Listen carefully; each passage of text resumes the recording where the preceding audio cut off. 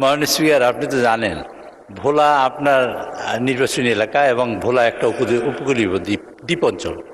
সেখানে ব্রিজের জন্য আপনারা চেষ্টা করছেন।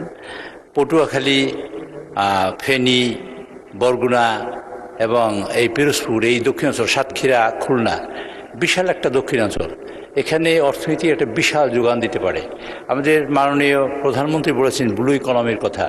ব্লু ইকোনমিতে 8টি বিষয় আছে, যেমন আমরা সাগরে মাছ ধরতে পারি, এক্সপ্লোরেশন করতে পারি, গ্যাস তেল, আমরা করতে পারি ship building, ship repairing, ship breaking ইত্যাদি এই জাতীয় কাজ। এবং সব মিলিয়ে যে বিষয়টা হলো, মাননীয় স্পিকার, আপনার মাধ্যমে জানতে চাই, নেপাল একটি অঞ্চল, দেশ যেখানে সাগর নেই এবং তার একটা ল্যান্ডলকড এরিয়া, আর আমাদের অপার সাগর আছে, আমরা কাজে লাগাতে পারি না।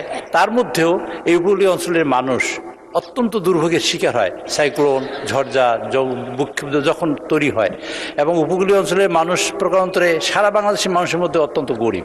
কাজে এই এলাকায় সার্বিক বিবেচনা করে মাননীয় প্রধানমন্ত্রী যদি এরকম একটি পার্বত্য চট্টগ্রাম যেরকম মন্ত্রণালয় করেছেন, এরকম একটা মন্ত্রণালয় অথবা যে বিভাগের কথা বলেছেন, আমি তাকে ধন্যবাদ জানাই যে বিশেষ বরাদ্দ এই এলাকার মানুষগুলোর জন্য।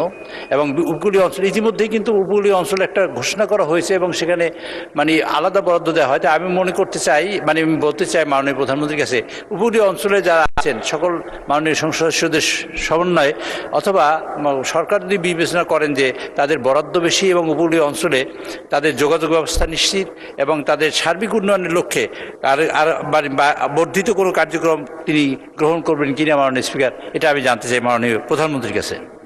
মাননীয় প্রধানমন্ত্রী।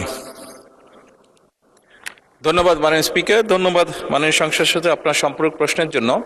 আপনি নিশ্চয়ই খেয়াল করেছেন আপনার যে মূল প্রশ্নটি ছিল সেখানে আমি উল্লেখ করেছি যে আমাদের নির্বাচনী ইশতেহারে ব্লু ইকোনমির বিষয়ে একটি কম বেশি ডিটেল পরিকল্পনা আছে।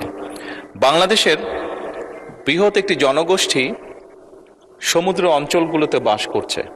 ভোলা সহ, বরগুনা সহ, পটুয়াখালী সহ, কক্সবাজার সহ, চট্টগ্রাম সহ বিশাল একটি অঞ্চল বাস করছে।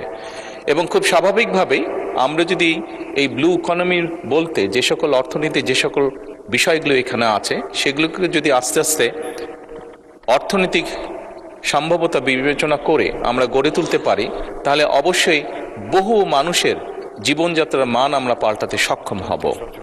এবং সেখানে এই অঞ্চল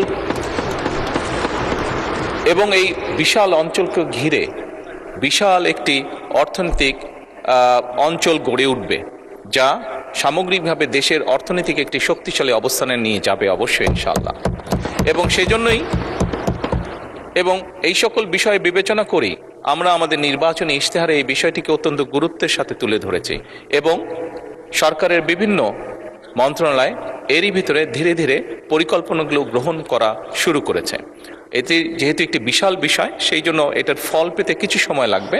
তবে আমরা দৃঢ়ভাবে বিশ্বাস করি ইনশাআল্লাহ আমরা সঠিক পরিকল্পনা নিয়ে এগোতে সক্ষম হলে আমরা দেশের বিশাল একটি অংশ এবং সেই অংশে বসবাসরত মানুষদের জীবনযাত্রা সুন্দরভাবে পরিবর্তন করতে সক্ষম হব।